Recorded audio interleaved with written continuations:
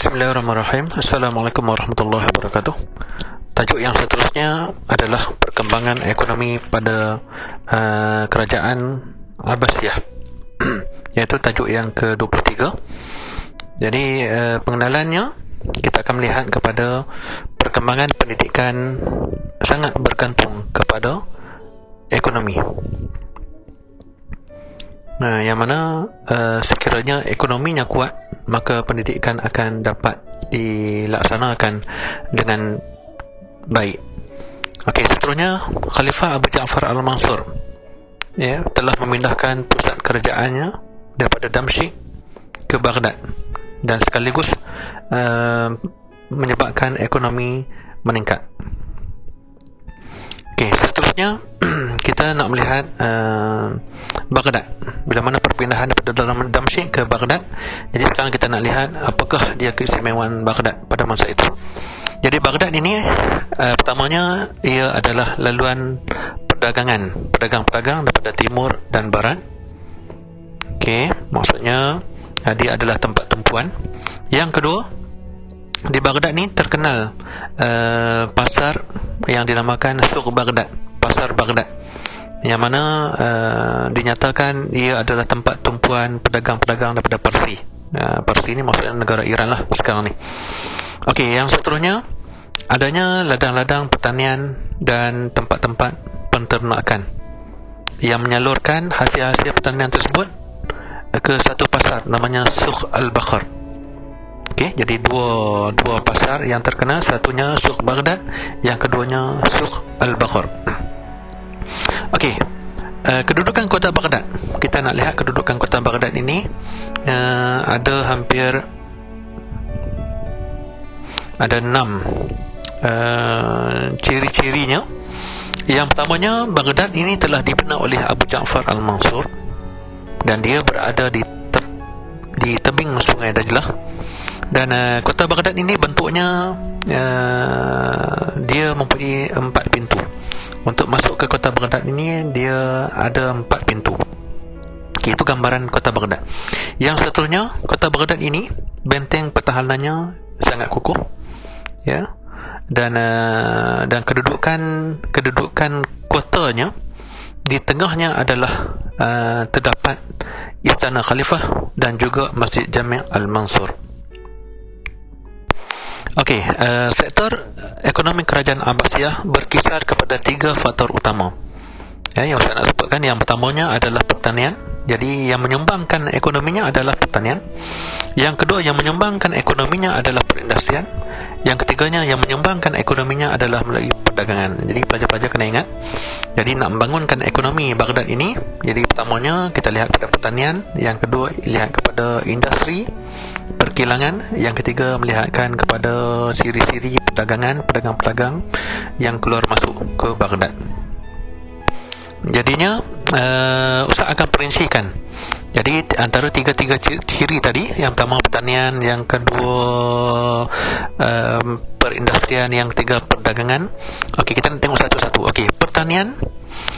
Apakah yang berkaitan dengan pertanian di Baghdad pada masa itu?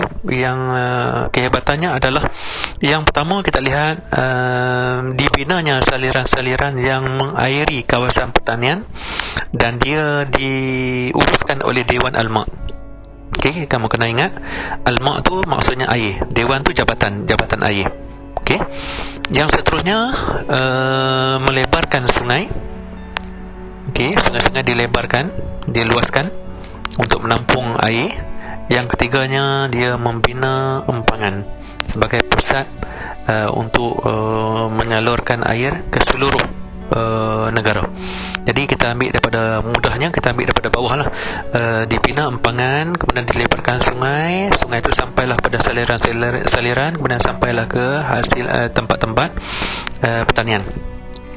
Dan yang keempatnya, dibukakan tanah baru untuk menyemarakkan lagi aktiviti-aktiviti pertanian, dan kualiti pertanian itu ditingkatkan bila mana adanya research, adanya kajian dan penyelidikan yang dibuat untuk untuk membangunkan bidang pertanian. Okey. Seterusnya, bila semua itu berlaku, maka hasilnya wujudlah wilayah-wilayah yang proaktif dengan hasilnya, ya, antaranya Mesir, Syam, Iraq, Yaman, Maghribi, Khurasan dan Andalus. Dan apakah hasil pertanian bagi setiap wilayah-wilayah ni? Ya, contohnya Mesir, ya, dia menghasilkan bijirin. Okey. Antaranya gandum, barley, dan hasil pertanian yang lain, buah-buahan, buah anggur, buah limau, dan sayur-sayuran, ya, seperti timun dan kubis. Kemudian menghasilkan ternakan seperti lembu, kambing dan sebagainya. Jadi kefahamannya hasil pertaniannya mudahlah. Kalau tengok dalam buku teks, kena lihat pada ringkasannya, ya, usah buat ringkasan saja. Okey, sebenarnya banyak lagi. Okey, seterusnya kerajaan Abbasiyah pada masa itu telah menjadi empayar yang terkemuka dalam bidang pertanian. Maksudnya kebijaksanaan khalifah membangunkan pertanian itu menjadikan ia sebuah empayar yang dikenali. Okey, yang keduanya, yang membangunkan sektor ekonomi kerajaan Abbasiyah adalah dalam perindustrian, dalam bidang perindustrian. Ada hampir 6 jenis industri yang telah dilaksanakan, yang telah berjalan di dalam kerajaan Abbasiyah. Yang pertamanya, kita tengok nombor 1, Ustaz letakkan industri tenunan, seperti kapet, dan antara tempat yang wilayah yang melakukan industri tersebut adalah Baghdad. Yang kedua, pinggan mangkuk, tembikar dan sebagainya berlaku di Mesir dan Syam. Kemudian yang ketiga, wujudnya kilang-kilang yang membuat kaca, tembikar seperti di Baghdad dan Mesir. Kemudian yang keempatnya, terdapatnya industri barangan kulit di Mesir dan Andalus. Dan yang kelimanya, adanya industri perhiasan seperti batu permata dan sebagainya yang terdapat di Yaman dan Khurasan. Okey, jadi dua faktor telah kita bincangkan. Yang pertamanya adalah pertanian, yang kedua perindustrian, yang ketiganya adalah perdagangan. Jadi ketiga-tiganya ini berkait rapat, daripada pertanian pergi kepada pembuatan terus kepada perdagangan.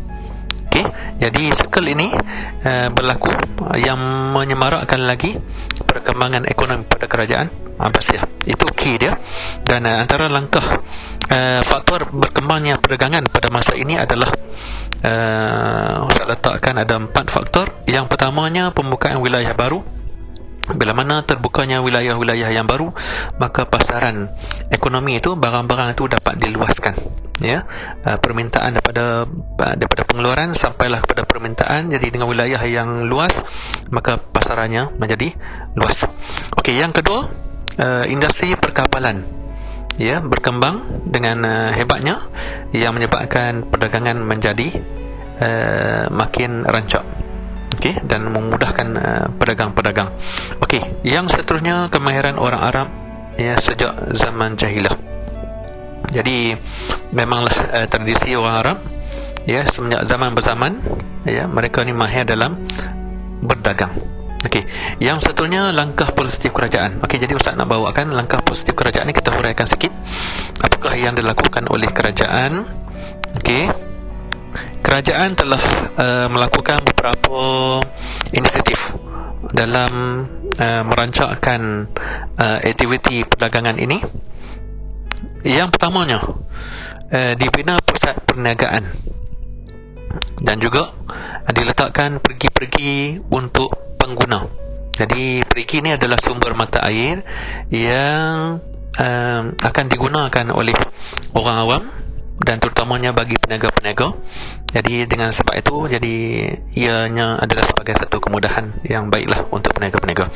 Yang kedua, dibinanya rumah api sebagai panduan untuk kapal-kapal dagang sampai ke Baghdad. Okey, yang ketiganya, diketatkan kawalan di lautan, untuk menghadapi ancaman lanun dan juga perompak di laut.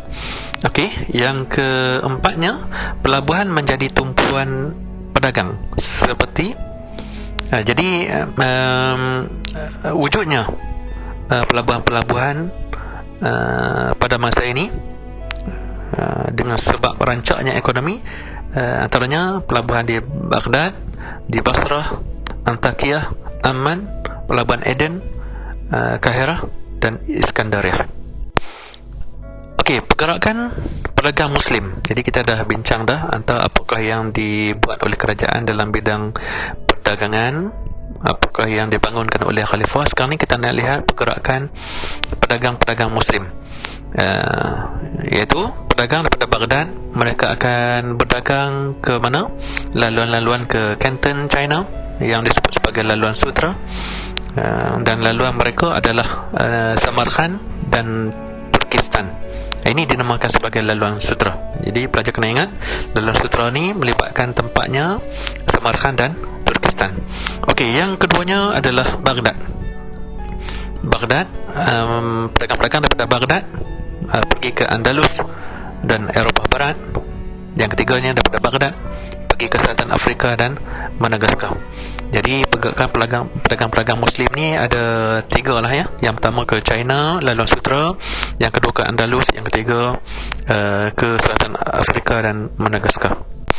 Okey, kita sambung sikit lagi. Daripada Baghdad pergi ke Curug Rantau negara-negara luar. Jadi apakah yang dibawa oleh pedagang-pedagang ni? Barang yang dibawa oleh mereka adalah tamar, buah tamar, dibawa gula, kapas, hasil tenunan, barang-barang senjata, barangan-barangan kaca. Dan apakah yang dibawa balik? Barangan-barangan yang dibawa balik itu seperti rempah, kapur barus, arang dan sutra. Dan antara kemudahan yang mereka bawa, yang mereka gunakan adalah mereka menggunakan cek kembara yang disebut sebagai traveller's check, ataupun dalam bahasa Arab disebut as-saftajah. Okey, jadi cek kembara ni maksudnya menyelamatkan pedagang-pedagang daripada ancaman lanun dan sebagainya, sebab tidak membawa banyak duit. Jadi cek-cek ini digunakan sebagai kemudahan untuk mendapatkan barang-barang di tempat-tempat di luar. Okey, seterusnya kita lihat dalam perdagangan juga adanya semangat-semangat sarjana Islam yang telah memotivasikan, yang telah menggerakkan, memberi semangat kepada pedagang-pedagang, kepada masyarakat Islam pada masa itu untuk berdagang. Antaranya adalah Imam Bukhari. Imam Bukhari telah menghasilkan satu bab, ya, dalam kitab sahihnya disebut sebagai bab al-buyu', maksudnya bab tentang jual beli, ya. Okey, yang keduanya Muhammad Hasan bin Syaibani dalam kitabnya Al-Makasib dan Al-Siyar. Okey, yang ketiga Al-Kasani, ya, Al-Kasani telah membincangkan dalam kitabnya tentang syarikat, dalam kitabnya Bada'i' As-Sana'i'.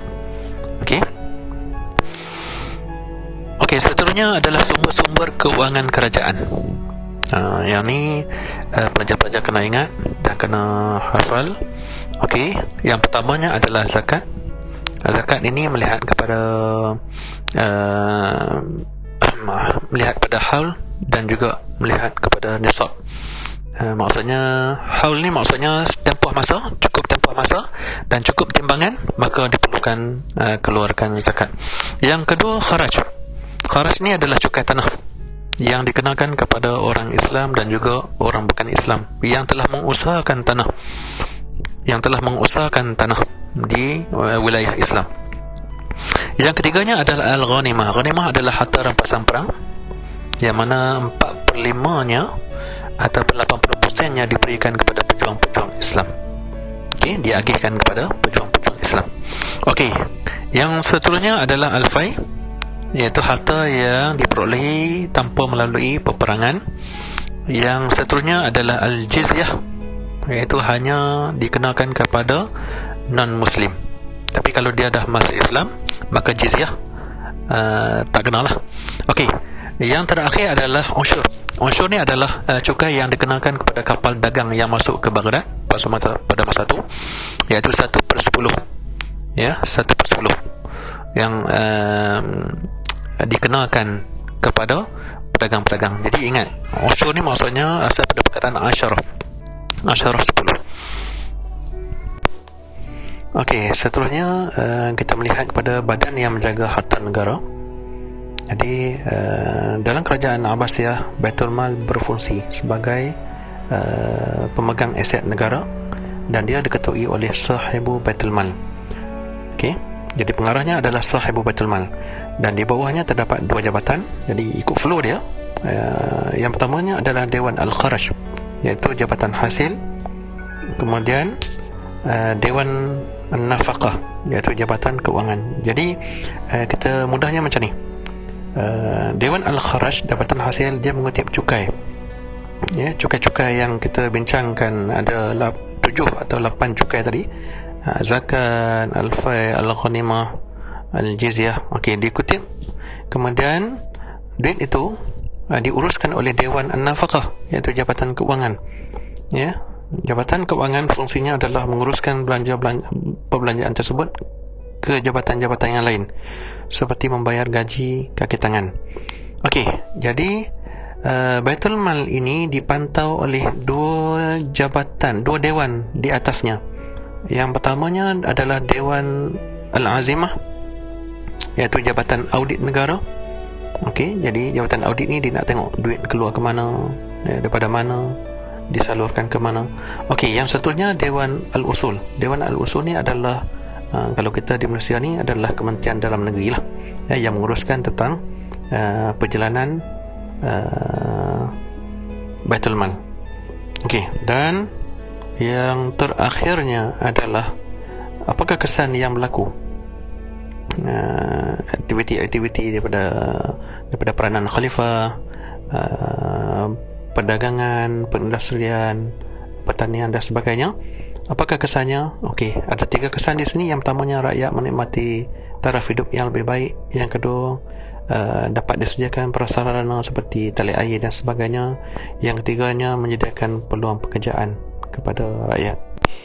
Okey, kesimpulan akhirnya adalah Ustaz buatkan carta alir aktiviti ekonomi kerajaan Abbasiyah. Jadi kalau kita boleh huraikan 1 hingga 10 ni satu persatu, maksudnya kita fahamlah.